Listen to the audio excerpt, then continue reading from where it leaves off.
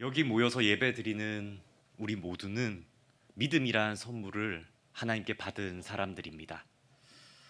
아직은 하나님을 확실히 신뢰하지 못합니다라거나 내 의지로 온 곳이 아니라 타인을 위해서 이곳에 왔습니다라고 말하시는 분이 여기 계실지 모르겠습니다. 하지만 믿음이라는 말은 확실한 신뢰나 완전한 결단만을 의미하는 단어는 아닙니다. 믿음은 다른 종교에서도 나오는 단어입니다.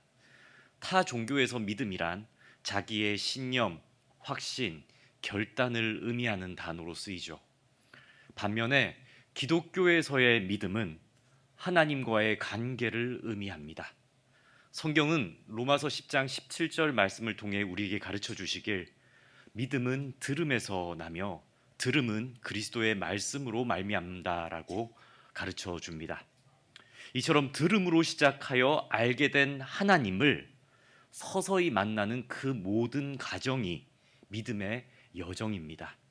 그래서 기독교에서의 믿음은 나의 삶이 부족하더라도 하나님과 그 처음부터 함께 걸어가는 모든 과정을 믿음이라고 하는 것입니다. 그러니 오늘 여기 모여서 혹은 영상으로 함께 예배 드리시는 분들 모두는 믿음이 없는 분은 안 계신 것입니다. 혹 아직 하나님이 완전히 믿겨지지 않는 분이 여기 계시다면 이렇게 한번 생각하십시오. 나는 아직 믿음의 길을 걷게 된 지 얼마 되지 않아서 이럴 뿐이다 라고 말입니다. 하나님께서 부르셨기 때문에 이곳에 오셨고 이곳에서 함께 예배드리고 있다는 얘기입니다. 성경 인물 중에 야곱에 대해서 오늘 함께 나눠보려고 합니다. 이 야곱은 쌍둥이로 출생 순번이 차남입니다. 하지만 그 출생에는 독특한 특징이 하나 있는데 이 두 쌍둥이 형제는 태중에서부터 싸움이 잦았고 태어날 때 둘째 야곱이 형 에서의 발목을 붙잡고 태어났다는 점이 독특한 점이죠. 즉 야곱은 그 태생부터 누구에게 지기 싫어하는 기질을 가지고 있었다라고 성경은 우리에게 가르쳐 줍니다. 그리고 이 야곱의 가족 구성을 한번 이렇게 살펴봤습니다. 야곱의 할아버지가 누군지 아십니까? 예, 아브라함입니다. 예, 처음 아셨나요? 예, 아브라함입니다. 아브라함이 몇 세에 아들 이삭을 낳죠? 100세에 낳습니다. 그리고 아브라함이 몇 세에 죽는지 아십니까? 175세에 죽습니다. 그리고 100세에 낳은 아들 이삭은 40세에 결혼을 합니다. 그리고 몇 세에 야곱과 에서를 낳을까요? 60세에 낳습니다.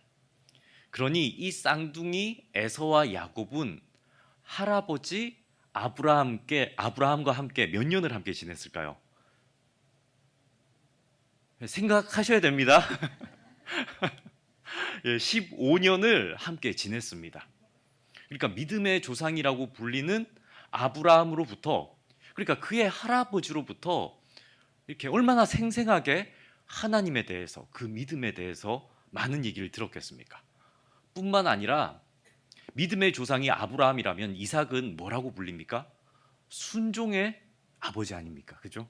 그러니까 이 이삭을 통해서는 순종의 신앙을 이 에서와 야곱은 보면서 자랐을 것입니다. 이 정도 가문이면 믿음에 있어서는 기대해도 괜찮을 만한 꽤 괜찮은 가문 아닙니까? 네. 3대째, 그죠?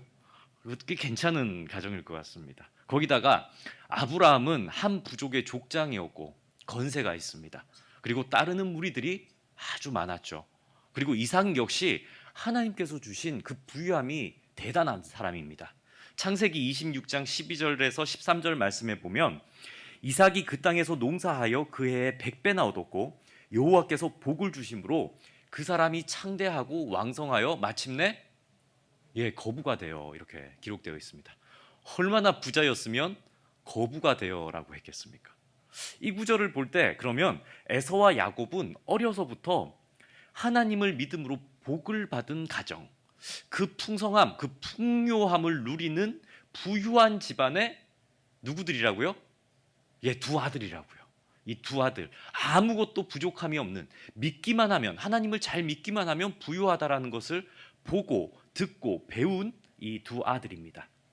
그리고 이 모든 복들은 할아버지인 아브라함으로부터 이어져서 자손 대대로 이제 그 언약 신앙 아닙니까? 물려받음을 받게 될 것이다라는 것을 전해 듣습니다.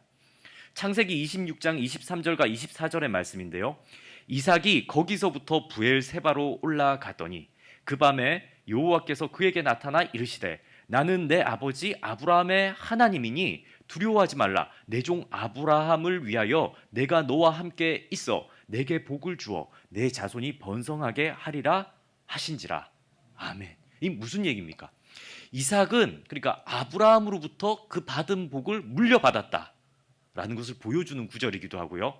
자신의 삶에 은혜 주신 하나님께서 그 축복의 근원 되신 하나님께서 하나님을 잘 믿기만 하면 그 다음 대에도 이 복을 이어서 물려준다는 것을 분명히 성경은 가르쳐주고 있고, 이삭은 이걸 들었기 때문에 또 누구한테 가르쳤겠습니까? 크게 야곱만요? 아니면 에서와 야곱 모두 다 듣고 자랐습니다.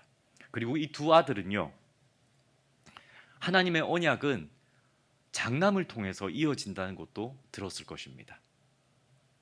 장손, 장남을 통해서 이 복이 이어지는 거죠. 그래서 원래대로라면 이 아브라함의 복된 언약은 이삭에게 이어지고 이삭에게 이어져서 다음은 누가 받아야 합니까? 에서에게 이어져야 합니다. 하지만 차남인 야곱은 장남이 받을 그 복에 대한 욕심이 생깁니다. 쌍둥이로 태어났기에 또 야곱의 기질상 형 에서에게 지고 싶지 않은 마음도 있었겠죠.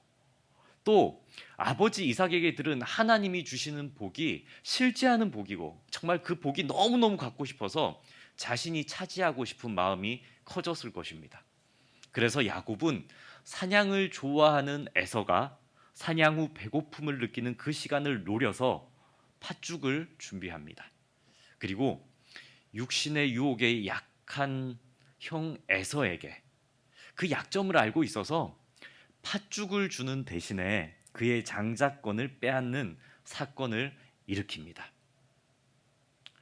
여기서 우리는 장자권을 팥죽 한 그릇에 팔아버리는 에서의 모습, 그 모습 하나와 장자권을 뺏으려고 일부러 팥죽을 준비하여 유혹하는 야곱의 모습에서 이들의 믿음의 상태가 어떠한지도 알 수 있습니다.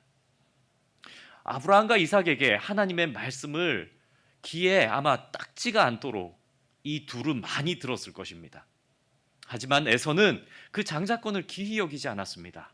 뿐만 아니라 하나님께서 그토록 싫어하시고 금하시기도 하셨던 이방 여인들과 결혼하는데 한 명도 아니고 두 명이랑 이 에서는 결혼해 버립니다. 에서는 그러니까 평소에 얼마나 하나님의 말씀을 듣고 자랐지만 그 말씀을 경홀히 여기고 살았는지를 볼 수 있는 그의 삶인 거죠. 그러니까 장자권을 팥죽 한 그릇과 바꾸는 이의 선택은 그냥 충동적인 선택이 아니라 평소 그가 하나님의 말씀을 어떻게 생각하고 있었는지를 보여주는 장면이기도 합니다. 또한 동생 야곱은 아무리 복이 탐나더라도 장자에게 주어진 복이고 친형 에서에게서부터 그 복을 뺏어온다는 점에서 얼마나 이 믿음이 이기적인 모습으로 자라고 있는지를 보여주고 있습니다. 더욱이 장자권을 빼앗은 후에는 형 에서가 받아야 할 아버지로부터의 장자의 축복도 어머니 리브가와 공모해서 그 아버지 이삭을 속여서 빼앗아 버립니다. 그 내용 다 알고 계시죠? 결국 장자권에 이어서 장자의 축복마저도 빼앗고 형이 받아야 할 복도 다 가로채 버린 야곱. 이 야곱이 얼마나 하나님이 주시는 복에 대해서 이 기복적인 그러니까 이 땅에서의 복에 대해서 얼마나 집착하고 있는지, 또 그 복을 얻기 위해서 형제도 돌보지 않는 이기적인 마음이 얼마나 큰지를 이 장면을 통해서 우리는 볼 수 있는 것입니다. 여기서 한번 생각해 보길 바랍니다. 우리 성도님들은 이러한 불완전한 믿음의 에서와 야곱을 하나님께서 이후에 어떻게 하시리라고 생각하십니까? 그냥 둘까요? 이러한 믿음을 가지고 살아가는데 하나님께서 그냥 두시겠습니까? 결국 이 형제들 간의 우애는 파탄이 나버립니다. 창세기 27장 41절의 말씀인데 우리 이 말씀 함께 읽겠습니다. 그의 아버지가 야곱에게 축복한 그 축복으로 말미암아 에서가 야곱을 미워하여 심중에 이르기를 아버지가 곡할 때가 가까웠은즉 내가 내 아우 야곱을 죽이리라 하였더라. 아멘. 장자권과 장자의 축복을 모두 뺏긴 형 에서는 이제 아버지 이삭이 연수가 다해 이제 노년에 이르러서 죽기만 하면 그의 얄미운 동생 야곱을 죽이겠다고 협박을 하기 시작합니다. 정말 너무너무 싫은 거죠. 형제 간의 이러한 다툼으로 인해서 이삭의 가정은 하루 아침에 그 평안이 깨져 버립니다. 잘 한번 생각해 보십시오. 이 가정을 경제적으로 풍요롭고 모두가 건강하고 아버지 이삭의 인품은 두말할 것 없이 자유롭습니다. 어머니 리브가의 성품 역시도 그 사랑이 큽니다. 무엇보다도 이 가정은 믿음의 뼈대 있는 가정입니다. 정말 그 믿음을 얼마나 강조하면서 이 둘을 길렀겠습니까?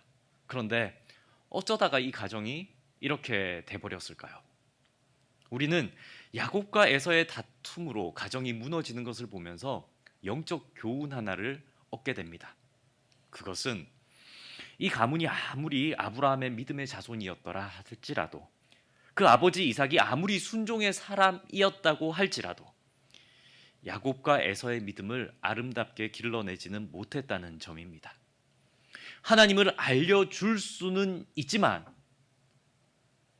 정말 그 믿음에 대해서 말해줄 수 있고 가르쳐줄 수는 있지만 참된 믿음의 행실을 하도록 하게 하시는 분은 바로 하나님이시라는 것을 성경은 우리에게 보여주고 있는 겁니다. 그러니 이 가정이 이렇게 파탄난 것이 누구의 잘못이라고 하겠습니까? 자, 그럼 이제 이 가문은 이대로 그냥 멸망해 버리고 말까요? 에서는 평생을 야곱에게 앙심을 품고 야곱은 그토록 꿈꿨던 장자권과 축복 기도도 받았지만 도망자의 신세로 평생을 살아가야 할까요? 아버지 이삭과 리브가는 그 여생을 자식들의 다툼을 보며 슬퍼하는 삶으로 마감되고 말까요?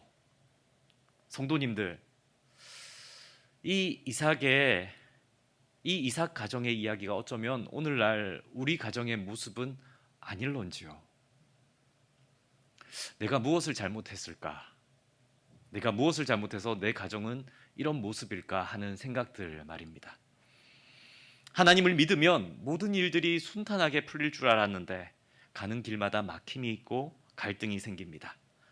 야곱처럼 장자권도 얻고 축복 기도도 받으면 행복을 곧 얻게 될 줄 알았는데 찾아온 곳은 친형, 가장 가까운 이의 살해의 위협이라면 그 믿음 가운데 하나님은 과연 어떤 분이신가 하는 그 믿음의 회의감이 오지 않겠습니까? 야곱은 이제 그를 죽이려는 형 에서를 피해서 멀리 떨어진 외삼촌 라반의 집으로 강제로 떠날 수밖에 없습니다. 형 에서라면 사냥꾼의 기질로 호탕하게 그 모험을 즐길 수 있겠지만 야곱은 그와는 반대로 조용하고 장막 안에 거하기를 좋아한 인물이죠. 그래서 어머니 리브가와도 더 친했던 겁니다. 그는 지금까지 한 번도 집 밖을 낯선 곳을 여행해 본 적도 없는 인물이죠. 그러니 축복을 받고 난 다음에 이 야곱의 인생은 그가 기대했던 것과는 정반대로 인생의 커다란 두려운 변화 앞에 직면하게 됩니다. 야곱은 자신에게로 행복을 얻고자 했지만 하나님은 오히려 이 야곱을 도피자의 신세로 초라하게 이끌고 계십니다. 이제 야곱이 가야 할 행선지는 하란인데 현재 그가 머무는 부엘세바에서부터 하란까지의 직선거리입니다. 그 거리만 해도 720km 정도입니다. 오늘날과 같은 교통수단이 없는 그 옛날에는 이 거리는 무척이나 오랜 시간이 걸려야 갈 수 있는 거리인 거죠. 또 한 번도 본 적 없는 외삼촌 라반을 찾아가야 하는 길이기도 합니다. 그 외삼촌 라반이 한 번도 본 적 없는 이 조카를 환대할지 아니면 종으로 삼을지 알 수 없는 불확실한 먼 길과 불확실한 만남을 기대하며 떠나야 하는 거죠. 이제 야곱은 그 길을 가는 동안 철저히 혼자입니다. 혼자서 광야의 주야를 견뎌야 하고 야생동물이나 그 길의 여정 중에 강도의 위협도 혼자 이겨내야 합니다. 부유한 집안에서 종을 거느리며 자유로운 부모 밑에서 자랐던 야곱에게는 너무나도 어렵고 힘든 여정이 펼쳐졌을 것입니다. 성도님들에게도 이런 경험이 있으십니까? 하나님께 복을 받고자 나의 최선을 다했지만 돌아온 것은 이런 불안한 현실 말입니다. 옆에 있는 누군가가 하나님을 믿으면 복을 받는다고 해서 복 받기 위해서 열심이란 열심은 다 내어봤는데, 하지만 하나님에게 받은 응답은 오히려 정반대의 응답 말입니다. 원하던 복도 아니요, 오히려 전혀 원치 않았던 고난이 펼쳐지는 믿음의 여정 말입니다. 야곱이 그렇습니다. 강교함으로 형의 장자권과 장자의 축복까지도 가로챘지만 야곱은 그 결과 홀로 강야라는 곳에 남겨졌습니다. 의지하던 부모님과 헤어지고 죽음으로부터 도망쳐서 먼 길을 떠나는 그 강야의 길, 홀로 이제 야곱은 걸어갑니다. 세상을 살아가는, 어쩌면 여기 모인 우리 모든 성도의 삶이 이러한 삶이 아닐런지요. 그런 그에게 하나님이 찾아오십니다. 베델에서 돌베개 베고 자는 그 초라해져 버린 야곱에게 하나님은 그날 꿈으로 그 밤중에 찾아오십니다. 본문 12절과 13절의 말씀을 읽어드립니다. 꿈에 본즉 사닥다리가 땅 위에 서 있는데 그 꼭대기가 하늘에 닿았고, 또 본즉 하나님의 사자들이 그 위에서 오르락 내리락 하고, 또 본즉 여호와께서 그 위에 서서 이르시되 나는 여호와니 너의 조부 아브라함의 하나님이요 이삭의 하나님이라. 네가 누워 있는 땅을 내가 너와 내 자손에게 주리니. 아멘. 아브라함의 하나님, 이삭의 하나님, 그가 어려서부터 숱하게 들었던 그 조부의 하나님이, 그 아버지의 하나님이 야곱이 비로소 혼자가 된 그날 밤, 하나님에게 실망하던 그날, 믿고 기대했던 모든 희망이 무너졌던 그날, 하나님을 도구 삼으려고 했던 야곱의 욕망이 산산조각난 그날 밤, 하나님께서 야곱을 찾아오셨던 것입니다.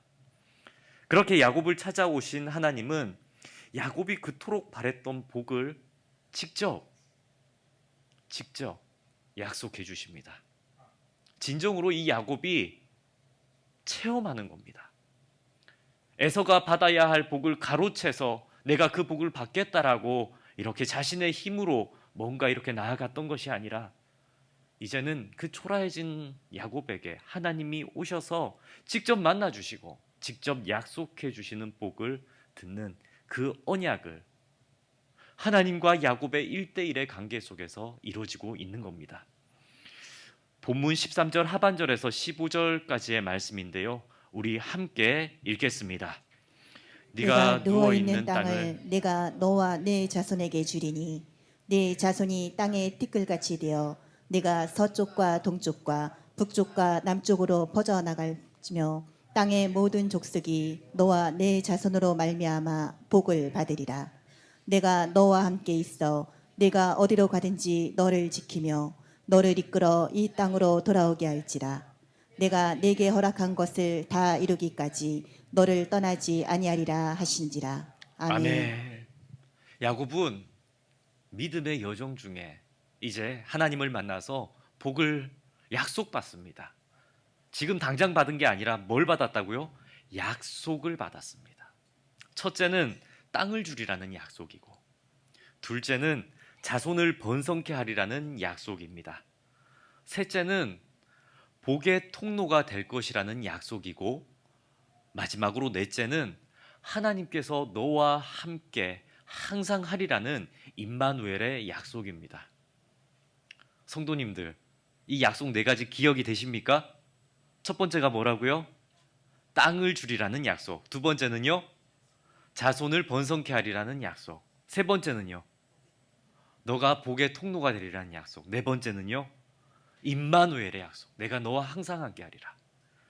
그러면 우리 성도님들은 이 네 가지 복 중에 고르라고 한다면 몇 번째 복을 고르고 싶으십니까?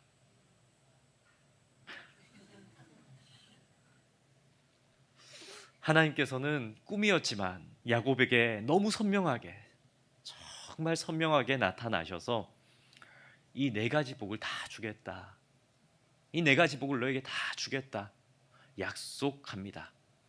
그럼 우리 성도님들은 이 약속을 받았다면 어떠한 대답으로 하나님에게 반응하시겠습니까?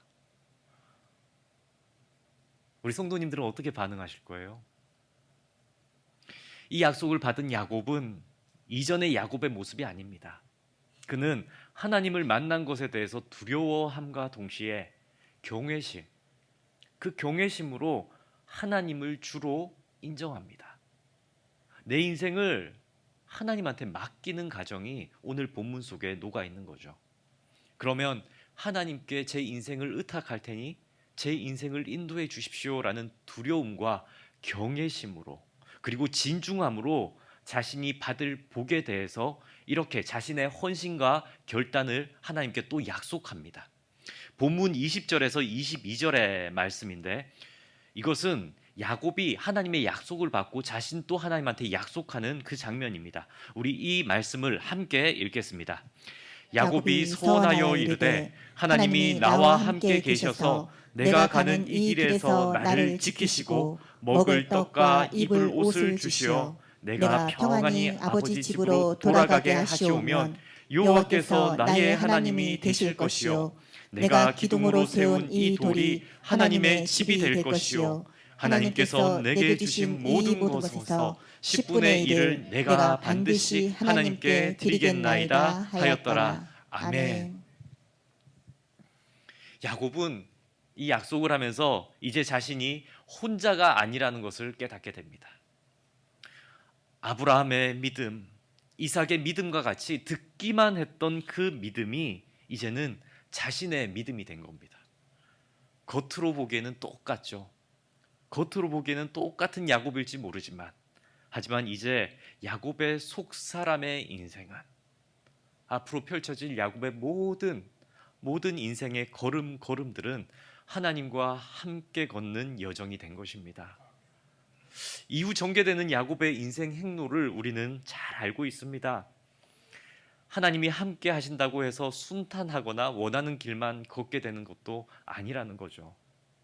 라반에게 속아서 20년의 종살이를 하게 되고, 그의 딸 디나는 강간당하는 일도 겪어야 했으며, 그로 인해서 그의 자식들이, 12아들들이 피해 복수를 하는 것도 보아야 했고, 가장 사랑하던 아들 요셉이 자신보다 먼저 죽었다고 속아서 가슴에 그 무덤을 져야 하는 때도 있었습니다. 훗날 야곱이 해고하는 것과 같이 참으로 야곱은 하나님의 약속을 받았지만 험악한 세월을 보냈습니다. 하지만 우리가 확신하는 바, 그의 삶을 하나님은 결코 홀로 두시지 않았습니다. 하나님께서는 야곱을 향한 계획을 1.1핵의 실수도 없이 인도하셨습니다. 악독한 삼촌 아래에서 20년간의 그 시간은 훗날 야곱에게 많은 부를 가져다 주었고, 그의 형 에서와 화해할 수 있는 시간을 벌어주었음과 동시에 야곱의 인격도 변화시켜서 에서의 마음을 헤아릴 수 있는 그 인품도 만들어 주었고, 또 야곱에게는 많은 자녀를 낳게 한 시간이기도 합니다. 그리고 훗날 돌아보면 죽었다고 여겼던 그 아들 요셉은 이스라엘을 구하는 애굽의 총리가 되어서 돌아왔으며, 그 자식들의 분란과 다툼으로 인해서 강인해진 그 자녀들은 하나님을 두려워할 줄 아는 12민족 지파의 리더들이 되었습니다. 그의 가족이 많은 고난으로 여겼던 모든 일들이 하나님의 뜻을 이뤄가는데 하나도 버릴 것이 없는 필연의 가정이었다는 얘기입니다. 사랑하는 성도님들, 하나님의 부르심은 결코 우연이 없으십니다. 들음에서 시작되는 믿음의 여정은 반드시 하나님의 때에 믿음의 확신을 주시며 구원의 열매를 맺게 하실 줄 믿습니다. 예수 그리스도의 사랑이 나의 귀에 들리고 나의 마음에 들어와 나의 하나님이 되는 순간 우리의 인생은 하나님께서 인도하십니다. 하나님께서 인도하시는 인생을 믿고 믿음으로 인내하며 맡기는 삶을 살아가시기를 축복합니다. 성도님들, 성도의 인생의 승부는 이 땅에서 누리는 영광이 아닙니다. 성도의 승부는 코끝에 호흡이 멈추는 그 순간 하나님을 만나는 그날의 판가름 나는 것임을 잊지 마시기 바랍니다. 하나님께서 왜 이렇게 인생을 인도하실까 의심하지 마시고 하루하루 하나님의 언약을 나를 만나주셨던 그 하나님의 신실한 약속을 굳게 붙잡으시는 저와 성도님들이 되시기를 주님의 이름으로 축복합니다. 아멘. 우리 다 함께 찬송가 함께 부르겠습니다.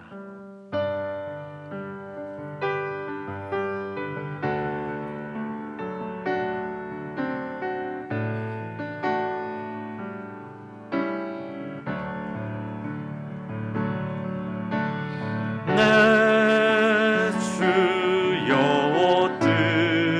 뜻대로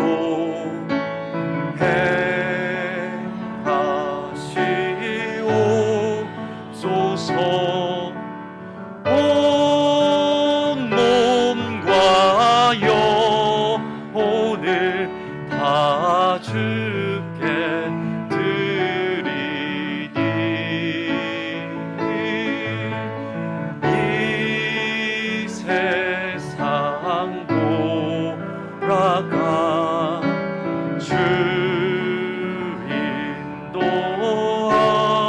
인도하시고 날 주가 나셔서 뜻대로 하소서. 내 주여 뜻대로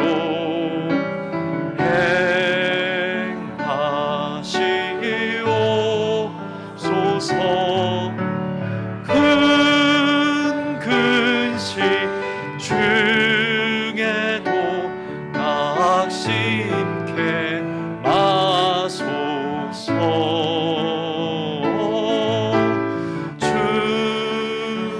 주님도 때로는 울기도 하셨네. 날 주가 하셔서 뜻대로 하소서.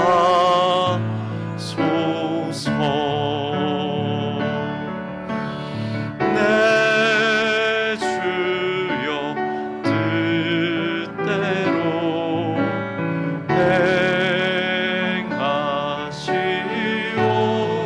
행하시옵소서. 내 모든 일들을 다 주께 맡기니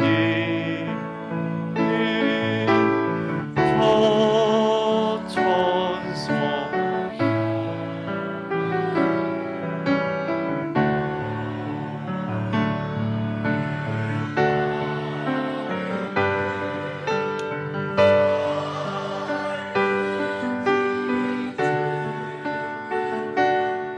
뜻대로 하소서.